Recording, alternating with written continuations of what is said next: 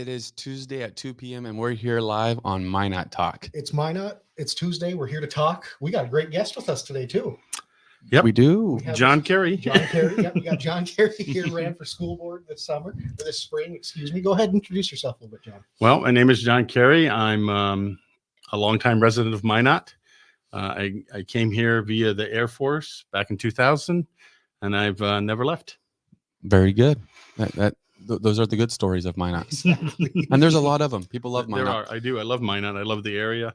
Love the people. Especially from the Air Force, too. You get a lot of that in there, where you have people that come up, whether they have a family or not, and they just end up loving it up there. And they might go finish their tour out elsewhere, then they end up coming back to Minot at the end.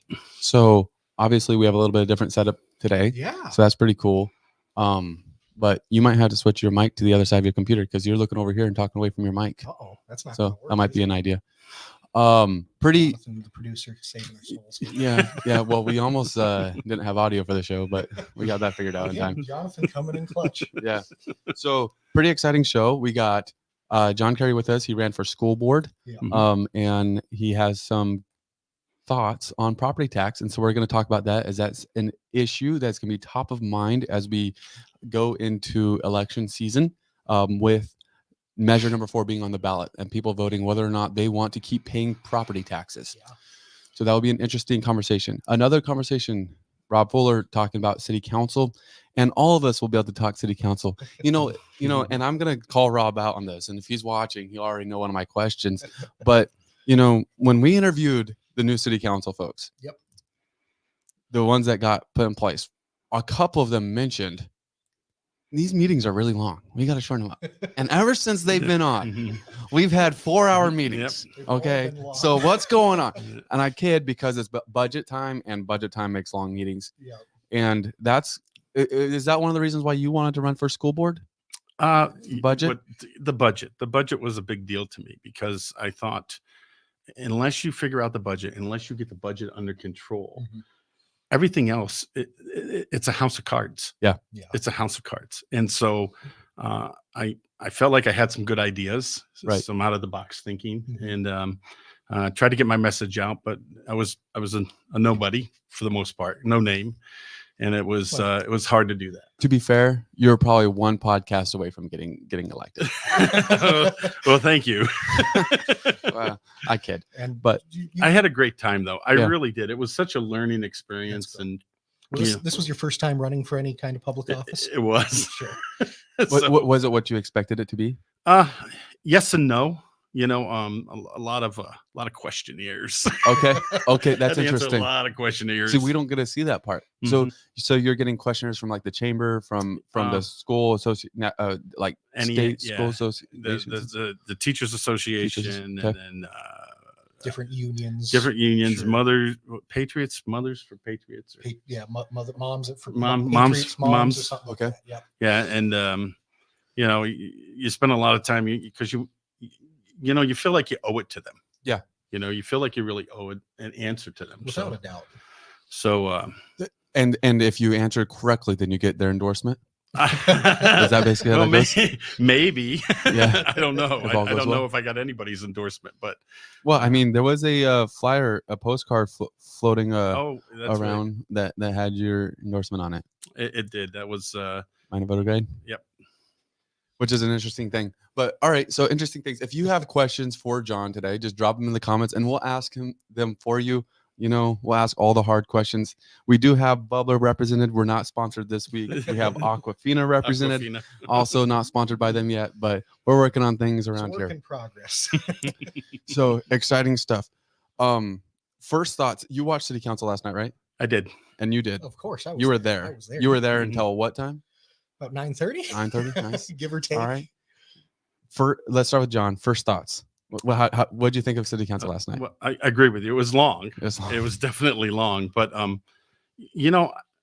think that they're trying to be transparent. Mm-hmm. I think that they're asking they're asking the right questions, and I think that is why they're a little bit longer. Yeah, because they're peeling back the layers of the onion, without a doubt. And I'm okay with that. Right. And I think that transparency thing is a good point, because one of the things they brought up, Councilman Blessman and Fuller both pulled a couple items out from the consent items, and those are normally just things that get passed unanimously, shoved through. But they ended up pulling out a couple. Just a lot of it was for clarity and to show this is why Pure we're spending what transparency. we're spending on. Yep. Yeah. Well, that and an employee services being used. Yes. And probably something that's great for it to be done, best way for it to be done, but just trying to give that transparency between the public and the city. Yep. Because there was no question on the vote of any of it or anything. They just wanted to go and offer more transparency. Right. And in my opinion, transparency is the first step in building trust. Yeah, without a doubt. With your community. Absolutely. And that's one of the things, a perception that the school board was fighting. Yep. What do you feel like them simply moving the meetings to Thursday at 5:30 instead of 4 is a step in the direction, perhaps? I do. I think that they were receptive to the voters. The voters wanted something little different. Unfortunately, because of lately of my work schedule, I wasn't able to make it to the last two. I'm going to go to the next one. Yeah, and that's a really good point, because if you're watching this and you can be at that school board meeting, they did that vote and they said, we'll see if people show up, because they're not convinced that people will show up. They're convinced that people are going to continue to watch on the live stream. Yep. And if that happens, they'll probably move it back to 4 when next school year, or if not before then. So if you care about the school board and you want to know what's going on, make sure you show up 5:30 on is it second Thursday of every month? Yes. I believe it's second Thursday. of every So month the at next one 5:30. is, correct me if I'm wrong, September 12th. That sounds Sounds right. Pretty sure the 12th. And they are going on a retreat, They are. a budget retreat. That's got to be one of the best times in the world. I think it'll be necessary. Get the new board members caught up with a little bit. There's three of the 5 board members are brand new, so Yep. it'll be. I think it'll be. Give us helpful for names: everyone. Scott Lauser, Lacey Launschlager, And also Bill Ehrman. Bill Ehrman. Yep. Yep. Bill Ehrman. Yep. Could have been. It was actually a tight race. Derek Trudell lost by less than It was 40 like- votes it or was something like that. 38, Yep. I think. I Yeah. want to say. Something like that. And then obviously we had John Carey in there, former vice presidential candidate. Yeah. Presidential. Do you vice presidential and presidential? Yeah, Yeah, right. Yeah. fair. Both. Do people tease you about that a lot? No, because her name is spelled differently. different. Yep. So He That's was fair. a K. You're with the C. Yep, correct? right. I'm a C. Yep. Yep. So Now, all right, now, here's one for you guys, real quick. My Yeah. wife's first name is Carey. Carey. Oh, no. and that's got to be double K, right? So Is it She's a C. or Kate? Okay. Double C. She's a key. No C. way, Yeah, no way. She's Carey. That's crazy. So That's I crazy. love it. easy to remember, huh? Exactly. All right. Before we get, we're going to jump to property tax reform here in a Mhm. minute. Before we do that, we have a lot of exciting podcasts that are going to be released. First off, this Saturday, it should be that starting this Saturday, we'll have a new Minot Matters episode every week. This week, it will be Brian Billingsley. We're shooting that interview this week. Going to be interesting to talk about some of the things that he does for the city. Next Thursday, we're going to be releasing a podcast that we did on the conversation with Daryl Lees, which is an exciting one that's going to be kicking off some of our political coverage as we go into, and it will be other conversations too. But as we go into election season, we'll be having some interesting conversations. We have Sandy Sanford booked, chairwoman for the the state North Dakota Republican Committee, and we have some other great interviews booked as well. So you can expect new podcasts every Thursday and every Saturday. We also have a new podcast that's coming that we'll be releasing here soon on our social channels. So we're excited about that as well. So a lot of great things happening there. Jonathan putting in the work here, folks. Make sure you check it out. He's doing all the interviews in town. Yeah, they get interesting, but there's a lot of good conversations that we're having with people and getting off of politics. Yes.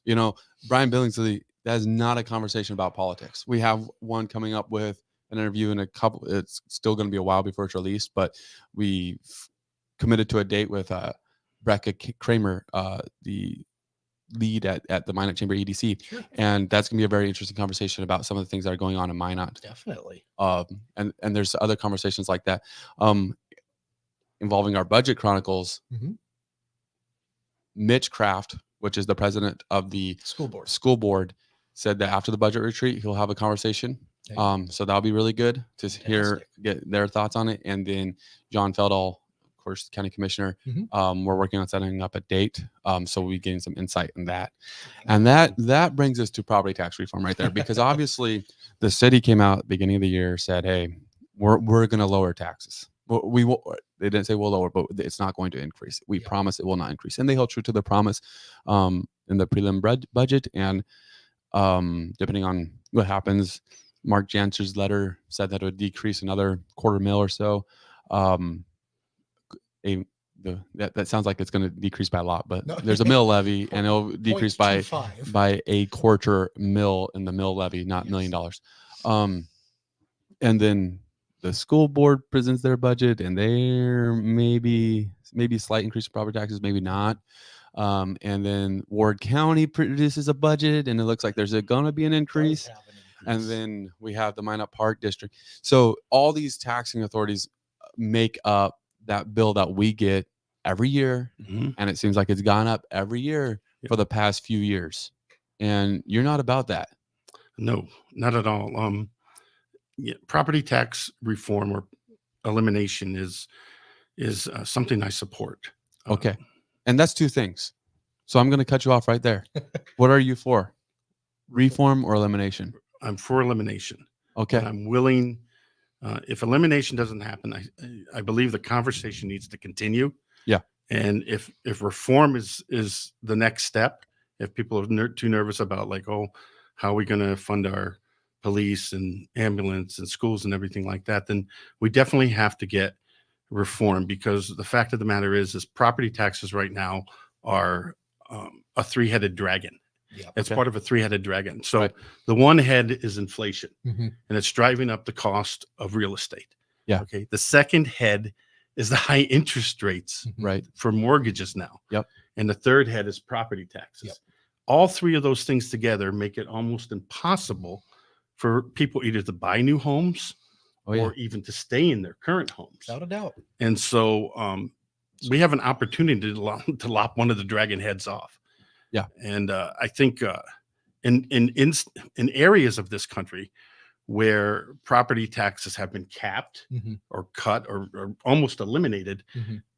those areas have grown Mhm. because now you've created an environment that allows homeowners to come in and Mhm. purchase property. I mean, you think about Minot's population, we've pretty much been stagnant For the last. Yeah, but that's an interesting conversation right there, because you call people out on that and they'll be like, nah, we've been increasing. Well, We were. maybe the census numbers.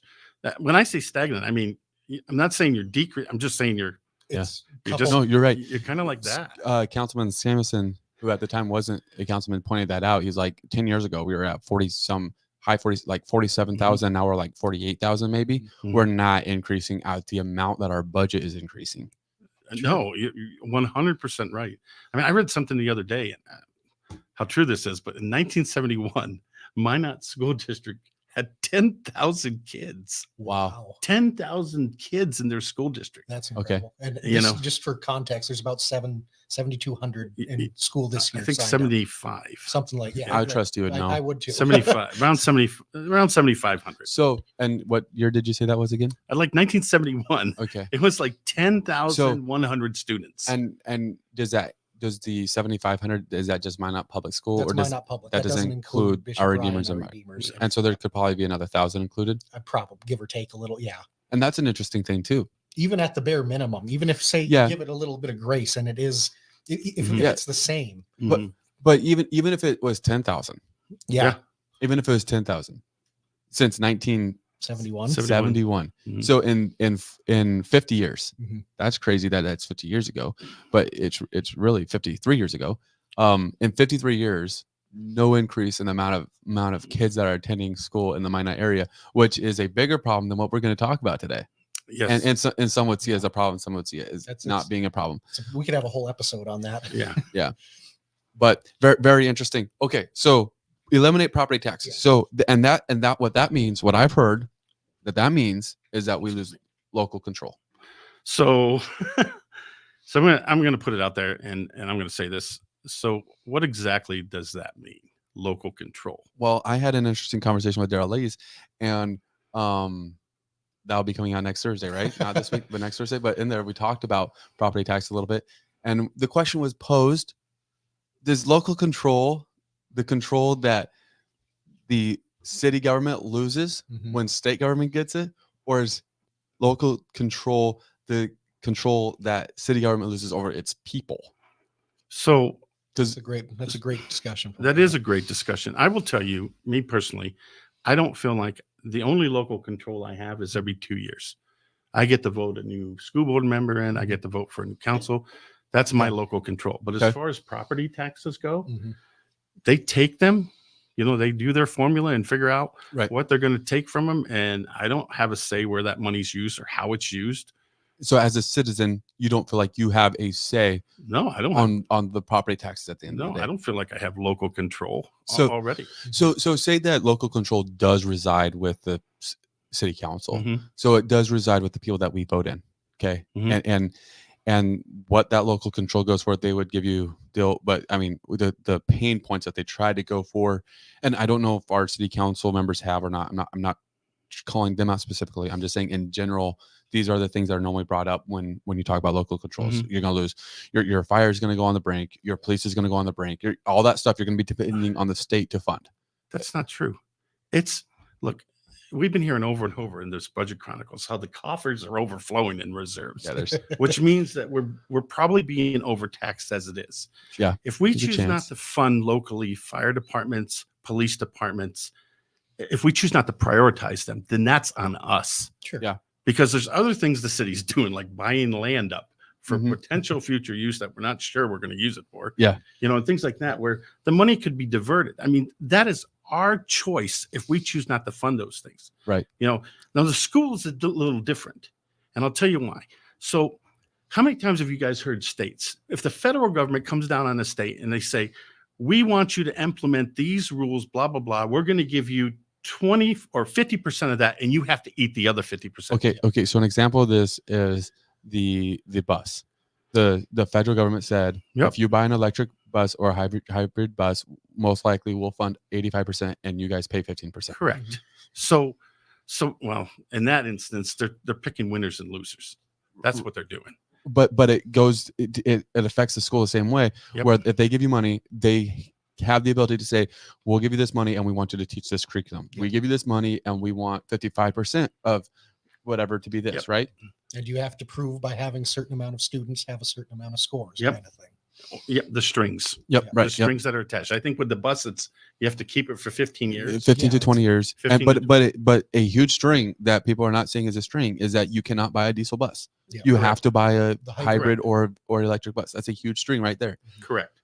So back to my thing is, so the state would say, you know what, I'm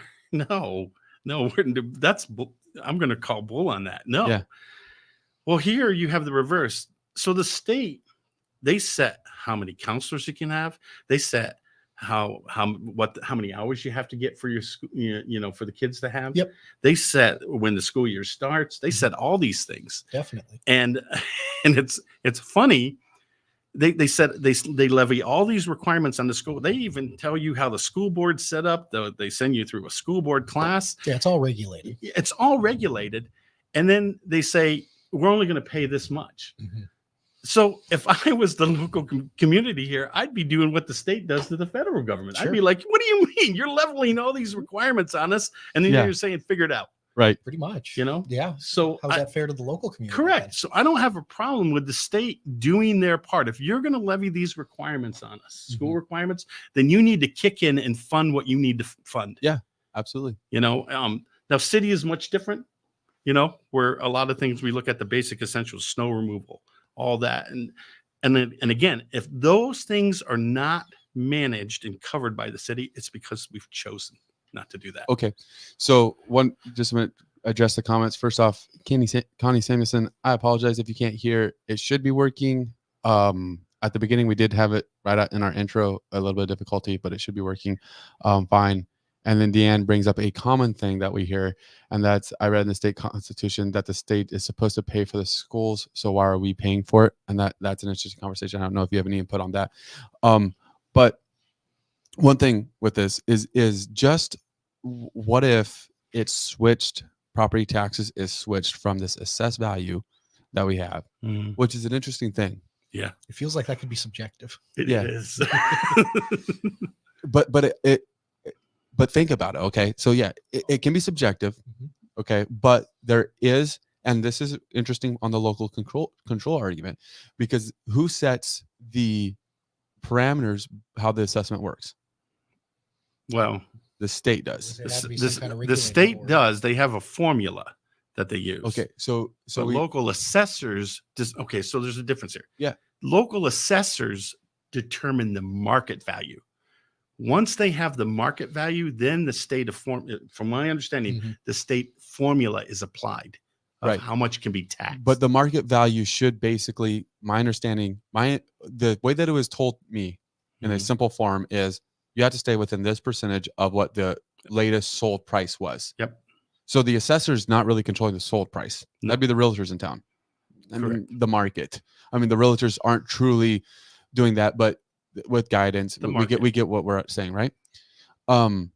So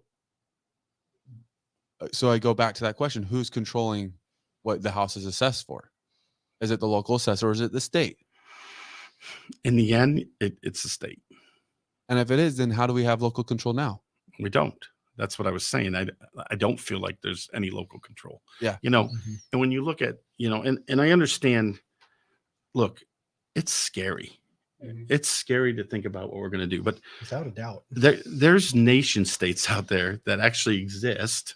Well, very well-known nation states, Malta being one, you know, Dubai, that don't have property taxes. And their economies are booming because the first thing they'll tell you, the first thing it does is if you have an area with no property taxes, then what that does is it invites investment in, entrepreneurs in, and you have an opportunity to grow economically speaking. You know, when you're constantly in this rut of raising taxes and you start losing your tax base because you have less property owners, and it continues to go up and continues to go up, then it just seems to me that's a death spiral eventually. So if you take away like the Kemper edition, right? One of the arguments on whether or not that should be purchased was, well, that's going to take away future revenues.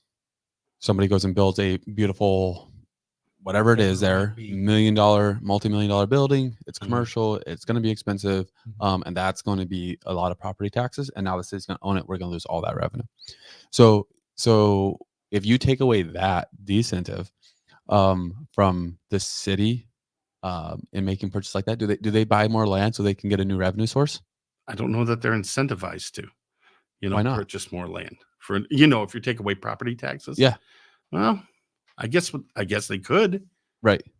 I guess they could because they could get in the real estate business actually. Right. That's kind of what I'm questioning. Yeah. My question is, do they become more in the real estate business then? They become investors almost, like they're because that's a possibility. Right now they have to think about, are we going to lose revenue and stuff like this? They don't have that question anymore. So now they can be like, we need $500,000. Well, let's go find us a piece of property. Let's go fix it up and let's go sell it. That's a take. Yeah, that's a possibility. I mean, you're like, it's almost like undiscovered country we're heading into, really, you know what I'm saying? It's just fairly uncharted territory. It's uncharted. I mean, I do know that in cities across the country that they have done property tax reform and that they have seriously capped property tax reform. What they have done is they've eliminated the outflow of people because they've been going down in population. They've begun to get people to come back in. Their tax base has increased exponentially, and over time, and I was watching a show on it the other day. It was on YouTube. Over time, they're actually like, here's what they were making property taxes. Yeah. And here's now what they're making. Wow. Because of sales and, Yeah. So it actually opens up the economy is what you're saying. Do you know off the top of your head, do those places typically have higher sales tax rates or are they normally about the same? Some of them do. Some of them have higher sales tax. What's the sales tax in Las Vegas? Look it up. I can. There we go. Okay. Yeah. Look it up. Interesting. So sales or property tax, you're for what it's going to be are you for what's going to be on the ballot, that measure for? Yes, I am. See, it scares me making a constitutional amendment. Do you have the sales tax? For Las Vegas, Nevada, it is combined sales tax of 8.38%. All right. So that should be a very expensive sales tax place. Yeah. And that's 0.8% more than what we are. Yeah. So there's the question of does, and this isn't necessarily a city question. We only have a 2% 2% sales tax in our city. So is North Dakota a high sales tax state? So I guess in comparison to that, Nevada's sales tax rate is 4.6%, and their county sales tax is 3.7. Oh, so the county is what's expensive. That's it's not the Las county Vegas, of which makes sense. Yeah, makes sense. It's probably Las Vegas County. So one of the things you look at is, for instance, I went to the tax reform forum that they had at the Knights Columbus, listening to one of the think tanks up there, and they were talking about reducing corporate tax, eliminating income tax, but do not get rid of property taxes. Do not get rid of them. Okay. The thing that I've seen, so the think tank was at the position of do not get rid of property taxes. Do not get rid of property taxes. Gotcha. Get rid of income tax. Any other tax, basically. Reform corporate taxes. Yeah. And they made a good argument. They really did. But one of the things when I was listening to them is, okay, let's say we throw in and say, you know what, we're going to keep property taxes and I'm going to go for income tax. Yeah. South Dakota doesn't have any income tax. But they have very high property taxes. High property. Got you. Well, Texas doesn't have income tax, but their property taxes are some of the highest in the country. Oregon. You just mentioned two more conservative states. Oregon's a very liberal state. They don't have any sales tax. No sales tax. Well, there you go. Yeah, and how does that? And that's a question that comes up: is not having property tax going to incentivize businesses to invest in North Dakota without actually moving? So do you get more outside investors buying up property in North Dakota because there's no property tax? Possibly. It's, again, like I said, it's uncharted territory. Yeah. But I don't see a huge downside. I think the potential for an economic explosion is huge. There's something that you mentioned before you came on the show. On the podcast, what do we call this anymore? On the talk, and that it was interesting. I don't know if it's caught me off guard or anything, but you're like, yeah. By the way, I'm not a Republican. I'm not. What are you?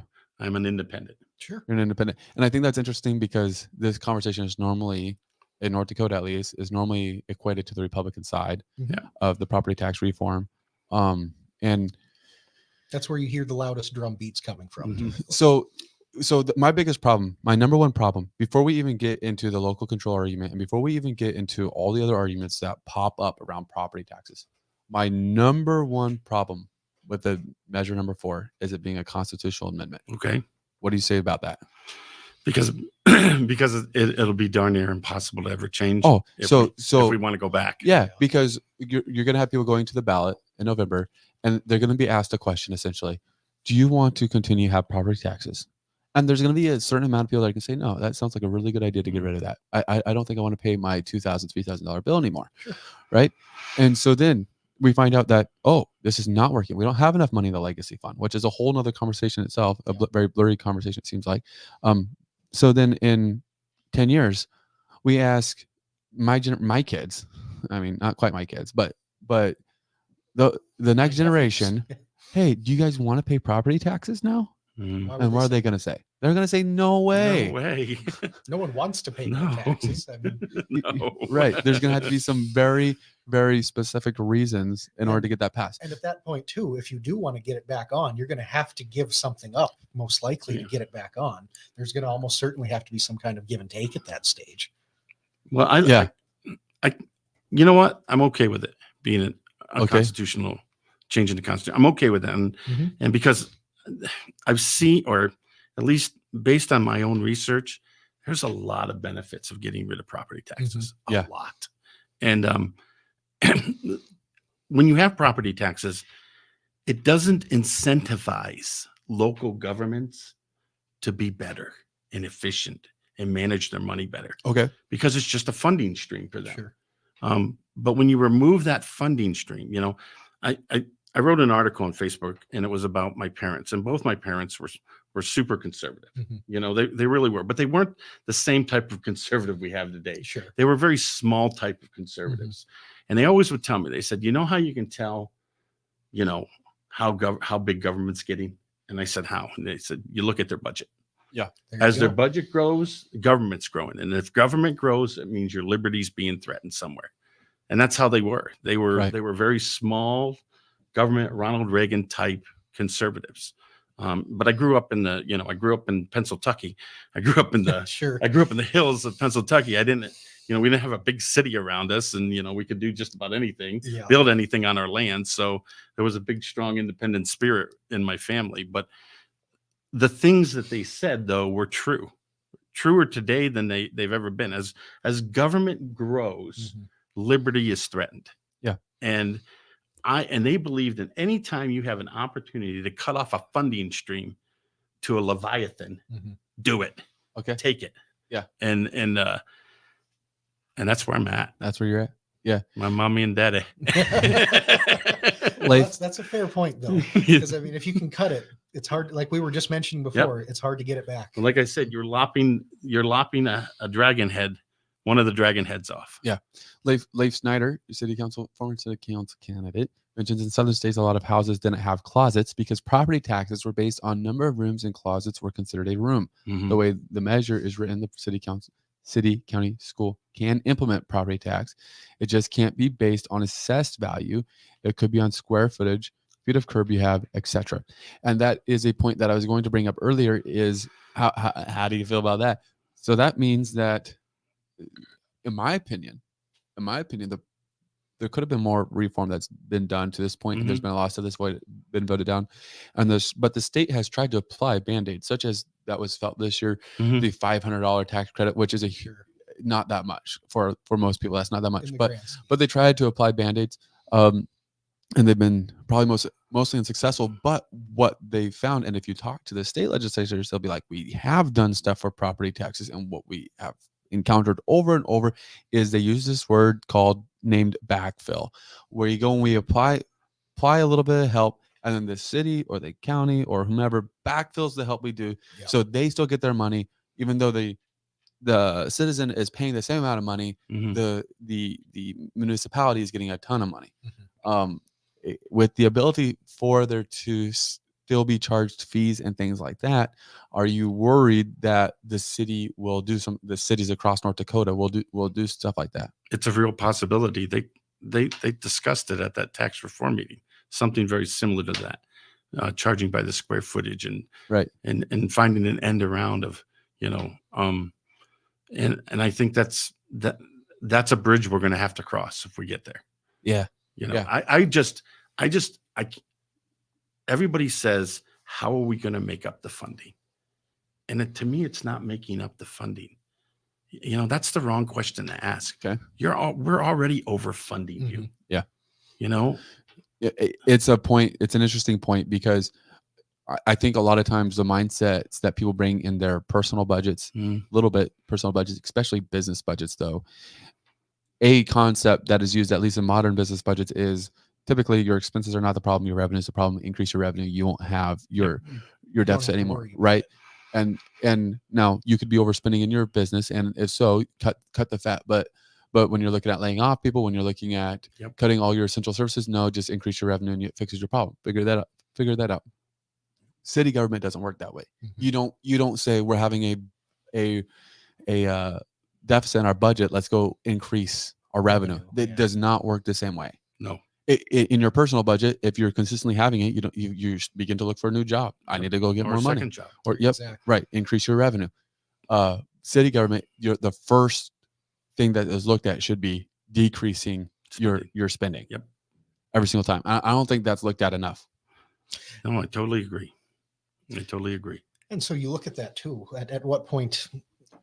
So if the argument isn't for the, and I don't think it should be for the city, where do you get more money from? It's where do you take cuts out from?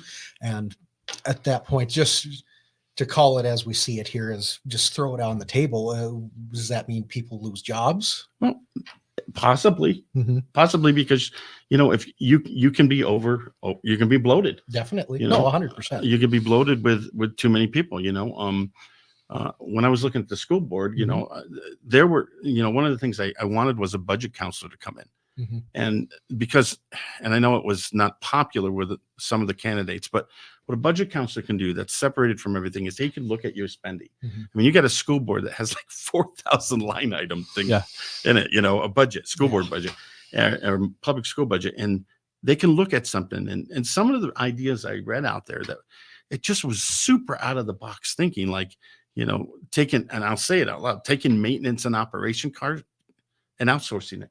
Yeah, Sure. Outsourcing the whole thing. Right.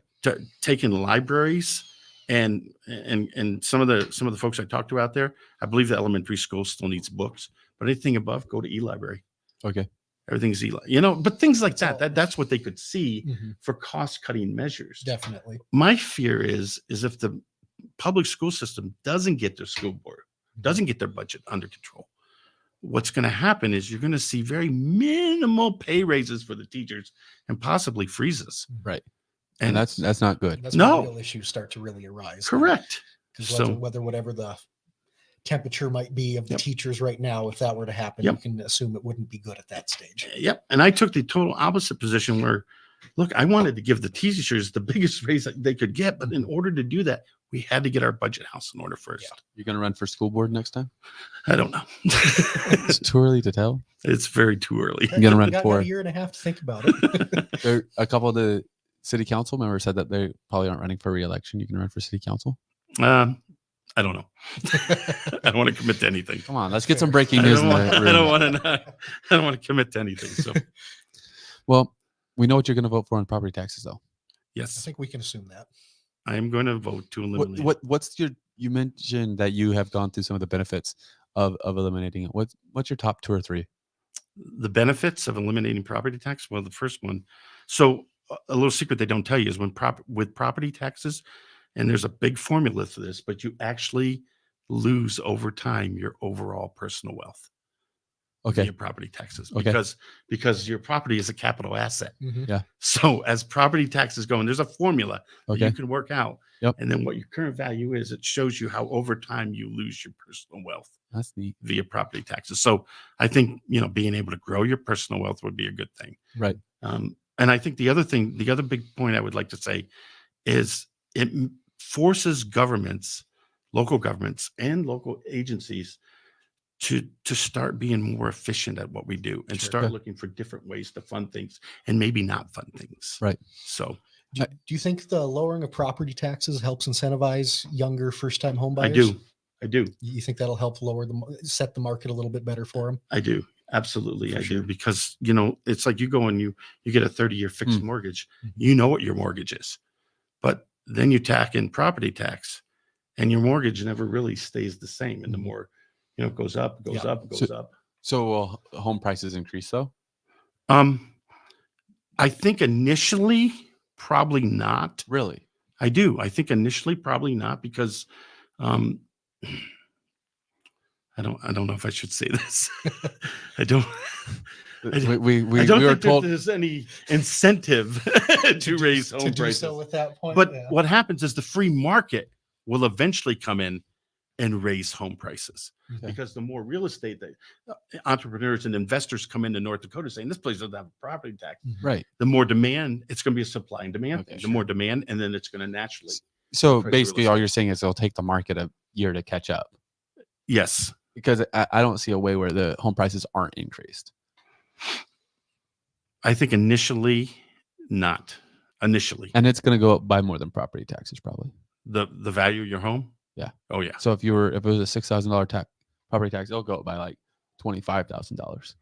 That's a possibility. I have no idea what it would be. Depending on the market. Yeah, I mean, if we went to a complete recession, then that's a whole nother discussion. Yeah. But no matter what, the house price will always be a little bit more valuable in our state versus other places. Correct. Interesting discussion. Okay. Well, really appreciate you coming on today. All right. This has been John Carey. Yep. Absolutely. So we're going to go to a quick break. And then after break, we're going to be joined by City Councilman Rob Fuller. So we'll be back in 1 minute. In the demanding world of oil and gas, precision, safety, and efficiency are non-negotiable. Unmanned operator drone services revolutionizes how you monitor, inspect, and manage your operations.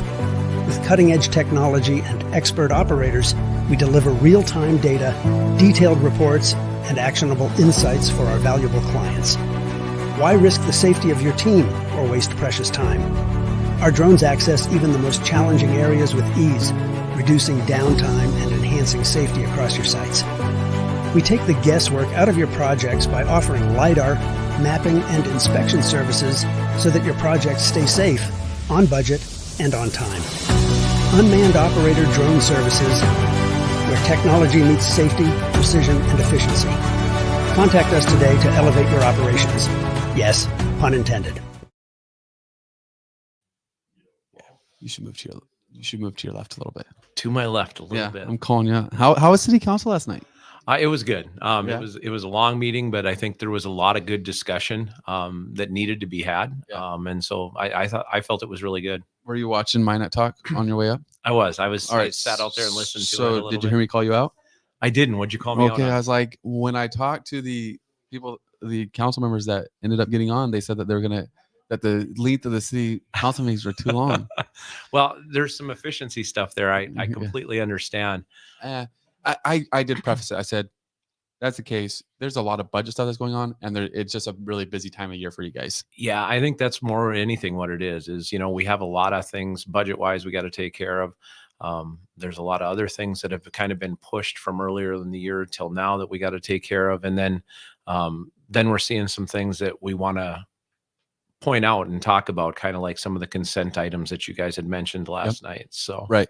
Yeah. And that's interesting, things that were not being done before, and maybe they shouldn't be, maybe they should be, but bringing greater transparency for sure. Yeah. As was pointed out with the city employee. And I think that's the greatest example of it. Kudos for the city employee coming up with something like that would work for it. Well, I think it's a good alternative to save the city a little bit of money to work it that way. The city employee is using, I believe, highbid.com, if I'm not mistaken, when I looked at the packet. So they're using a national online auction service to do it. So, if we can save some fees, kind of get the same price that we'd going to like govdeals.com or something, I think that's a great idea. But it needs to be talked about. Absolutely, it does. So one of the things that didn't get talked about a whole lot was the letter submitted by President or City Council President Mark Janser. Obviously, I'm sure you read through that. There was 5 main points that he had. What was your thoughts on the letter? Well, Mark put a lot of time into that letter, and I thought it was good, but I don't necessarily agree with everything he has in there. One of the things that he wanted to do in his letter was to take 100,000 of the savings. He recommended taking on the hybrid payment plan. Right. And one of the things he wanted to do with the 700,000 that was left over was take 100,000 of it and throw it towards the police station to the PD to help with recruiting and retaining employees and everything. I think we need to look at some things before we just start throwing money at a problem that we have. We need to figure out why we have that problem first. And so instead of just throwing $100,000 at it or whatever the number is, let's sit down. Let's figure out why we're having the issues we're having and decide from there. And then we can put the resources to it that we need. But until we fix what's actually going on as far as recruitment and retaining, why put more money at it? Right. Yeah. As I was reading it, that was something that stuck out to me. Was it just felt like we were like, hopefully this will fix the problem. Right. So if we use the hybrid plan, that'll result in $700,000 savings, which is that's a whole nother interesting conversation. But 60% of that is general fund, which makes up 420,000. 40% was enterprise fund, which makes up 280,000. So he was saying leave the 280,000 with the enterprise fund, and then basically out of the 420,000, put 250,000 of that to the NDPERS police firefighter pension plan, and then that 100,000 that you just mentioned to be allocated to the police department for an urgent recruitment plan to be developed by Chief Klug and his leadership team for approval by the city council.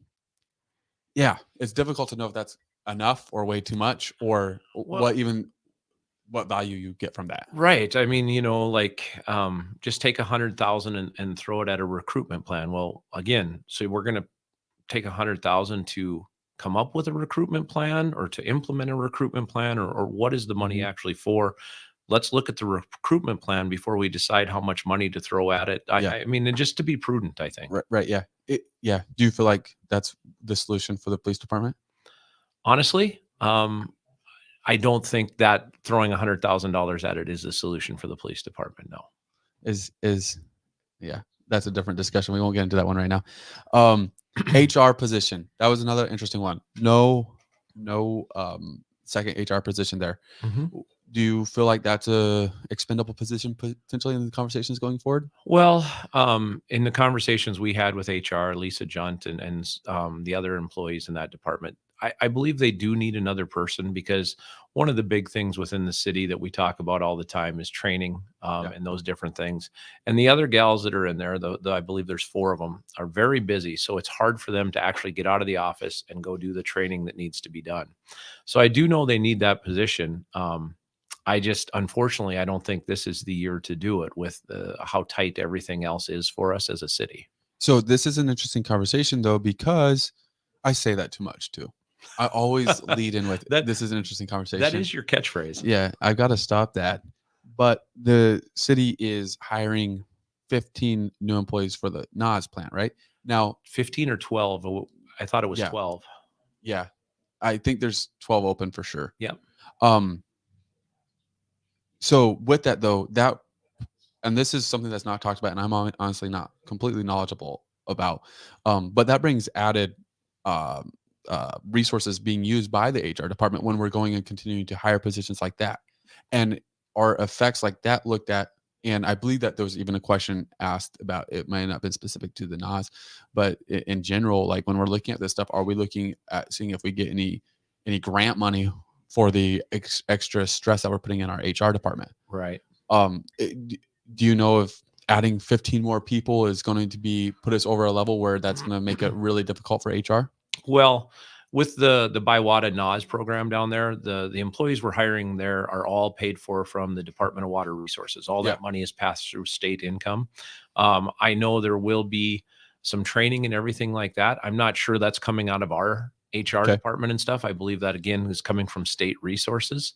And if I'm incorrect on that, please somebody correct me. But, I'm sure obviously we're going to be tasked with maintaining them going forward, right? We're going to have to do payroll. We're going to have to do insurance and benefits and everything like that. So again, there's a long-term cost to state or federal funds that were being used. I mean, that's going to affect the city of Minot. Will 12 more employees overtax the HR department? So I don't know. That's something we're going to have to talk to.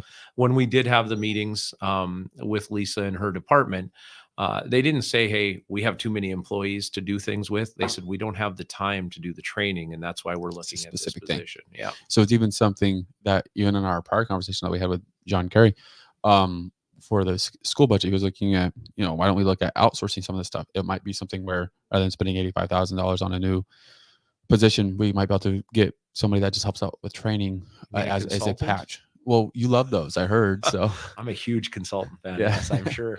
You need to get a t-shirt with that. Yeah. So a training consultant. All right. You had some interesting things come up at City Council yesterday. One of them is the driveway. Mm-hmm. Obviously, did you vote no for that? I did. I know why. Yeah. I talked to Dave afterwards. I voted no because I wanted him to have the choice to do it either the way he originally brought it to us or the second way he brought it to us. Yeah. And that's my question. Mm-hmm. Is that frustrating? Is that frustrating when this was his second option and it seems like finally people were buying into, okay, yeah, I see what's going on here. And now his second option gets approved. Whereas if they had the same knowledge base, it feels like they may have even considered approving the first one. Right. I mean, we made a mistake. Right. Mm-hmm. The city council, I'm just going to call it out. They made a mistake in telling him he couldn't do that when we have so many of those other things around the city, whether they've been approved by the city or even just ignored by the city when something was built.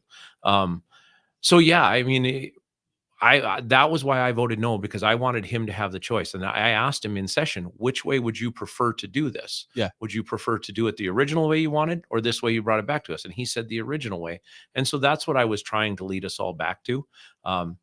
Again, I'm glad it got approved, and I'm glad, we as a council and as a group kind of woke up and did the right thing, because like I pointed out, and I wasn't trying to get anybody in trouble, but just 2 years ago, somebody built a house, did exactly what Dave wanted to do. And I asked the engineering and the inspection teams and everything, did we put a variance out there? Did it come to us? No, it didn't. So, I mean, that to me, you can't run the city that way where you say, hey, this guy did it, even though he didn't ask us. We're not going to do anything to him. This guy came and did the right thing and said, hey, can I do this, please? And we're like, nah. Can't do it. Yeah. again, there's some common sense, I think, that goes along with this. I mean, and this is a whole nother deal, which is very complicated subject, but those are the best examples to bring up. Absolutely. With Popeyes, I mean, they are going through it right now. Yep. They are going through it. And so that makes it interesting deal where the city said, hey, you did it wrong and we're going to make you fix it.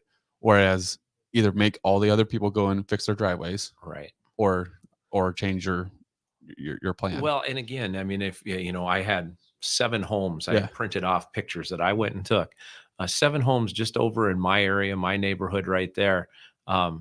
There's going to be, I mean, if and that's just barely looking. So if that's the case, there's going to be a lot of people that are going to be doing some fixing around town, right? Yeah. So I mean, how do you go good. back once the genie's out of the bottle? Right. Yep. So yeah, very good. Another interesting thing that got brought up at City Council, I think this is somewhat concerning, and that was with the Plains Ag, their presentation. And when they were told, and they didn't say exactly who said it or exactly how it was all done, but essentially, maybe you should just look at building outside of town. Yeah. Very, very surprising to hear that. I mean, it just looking from the pure fiscal side of it, in a tight budget situation, I mean, that's a substantial amount of property tax that you're losing, let alone sales tax. Yeah. Just how everything goes, and then not only that, just having it part of your community. Right. I mean, they could go to Surrey and maybe do whatever could happen there. What does that make you think when you hear something like that? It makes me wonder. It makes me wonder why somebody from the city would even say that, whether it in jest, whether it out of frustration, whether anything. Why would we push a community member, business, and I'm sure they live here, out of Minot because it doesn't meet some little plat map that we have that says, hey, it's supposed to be this, or, it's supposed to be that. Again, I want to figure out how we can always get to yes, not how it's no, and I'm familiar with another situation where another implement dealership here in town, and I've spoken to them, was kind of put through the ringer too when they started talking about building a new dealership and or implement. And that stuff has to stop. Again, as John was saying when I was listening about building our tax base organically, let's get people to come to Minot, right? And when we do these things that make it hard for businesses that are already existing here to continue to do business or build a new business, what do you think they say? Everybody else like, I don't want to go to Minot. Did you see what they did to Case, or did you see what they did to John Deere or any of those guys, right? Yeah. I mean, you have to wonder, is this the first time that somebody's ever been told that by the city? Gosh, I hope it's the first and last time. Yeah, exactly. Very interesting thing. Let's see. You guys had the other than that, the other sad thing. And this I don't really want to go. It's sad that what you guys had to vote on with the property demolitions, that's something that's almost unprecedented. And that's just don't talk me through the decision of all the conversations, because I know that's probably a little bit messy and maybe the conversation's not done, but you have to feel something, I'm sure. Well, absolutely. I mean, you have empathy for the guy, you feel bad for him because everybody has things in life go on. Right. Right. But as I kind of asked him, I said, you waited 3 years. 3 years is a long to get time. back to us. I mean, even if it's, half that, a year and a half, that's still, why haven't we had the communication, and once First District Health puts out a condemn order, it's a whole nother ballgame. Like, how do we, no matter how bad we feel for the individual standing there in front of us, we have to do what's best for everybody in the city. And that's at this point, what's best for everybody in the city. How have you been enjoying city council so far? It's been, honestly, I don't know if fun is the right word. It's been entertaining. Let's go there. It's been entertaining. I mean, it's a learning process. Yep. I think we talked about that last time when I was in here. So there's a lot to take in and digest. So what about the new voting process? And this is something I was going to bring up on last week's Minot Talk, because it's interesting. Once you get 4 votes, you can vote whatever you want, right? Right. Your vote doesn't matter. Right. Okay. And so sometimes just watching, it feels like sometimes we hit 4 votes and it frees up whoever's remaining to vote maybe more their mind, because their decision doesn't matter at all. They don't have to think of the ramifications. They just get to think about directly how they feel about the subject, if that makes sense. Okay. going to a closed ballot, do you think that's going to change voting? For me, it won't. I Yeah. mean, I vote exactly how I feel. You know, Yep. I don't care how anybody else voted up there. I'm doing what I believe is right and wrong. Yeah. In my head for the community. So it won't change my vote, but Yeah. if we can get it to work, it'll be a neat process. Yeah, right. Yeah. It was a little bit of a process, definitely working through that. But yeah, it'll be interesting to see how that works. And it probably, I guess that's a stone that I throw at every single council member to insinuate that they're voting differently because it's public. But I do think that there is a subliminal peer pressure that you feel when you're 3-3 vote and you have to vote. Mm-hmm. And now everything rides on you. Like Right. that's a different pressure than when it was 4-2. Yeah, You I know. agree. I mean, you know, like usually if it's, I don't know how, if it's a 3-3 tie, I don't know if Tom is the deciding vote or if they actually go in a different order, kind of like you see them do when they call us. Right. So Yeah. it's different each time. I don't, don't remember the procedural rules on that off the top of my head, but I'm sure, for some of them there is pressure there. Yeah. Again, for me personally, I don't feel any pressure. I'm up there doing what I believe the community wants us to do. And so my votes are always pretty easy. I don't think I've asked you this question in our multiple conversations we've had, but if this term's a success for you, what does that look like? It means we've gotten the budget stuff, issues, maybe spending is the best term, under control. And the city is still tied to flood control, which we're going to be obviously for a long time. Yeah. But maybe we've figured out a way to fund some of that without increasing taxes. And the other big driver for this is getting property taxes down. Okay. I mean, and we have a portion of that, but as John was saying, the school board has another big portion, and Parks and Rec has another portion. Right. So, Yeah. It's definitely a group effort on the property tax. And as I've been trying to give you guys credit for, you guys are not the highest taxing authority in town. right. So we can't forget that. That's the school board. We'll be having an interview with Mitch Kraft on that soon. Well, winding down, there was another question I had for you, but I do believe that it has escaped my mind, and that's where most of my good ideas go. I'm sure most can relate, but appreciate you jumping on one more time. Absolutely. Thanks for having me in. Absolutely. Well, this has been another edition of Minot Talk. Hopefully you all enjoyed. Be sure to stay on the lookout for some upcoming interviews that we're going to be releasing on our YouTube channel. Like and subscribe. Become part of the Dakota community. We thank you for watching this episode, and have a great rest of your day.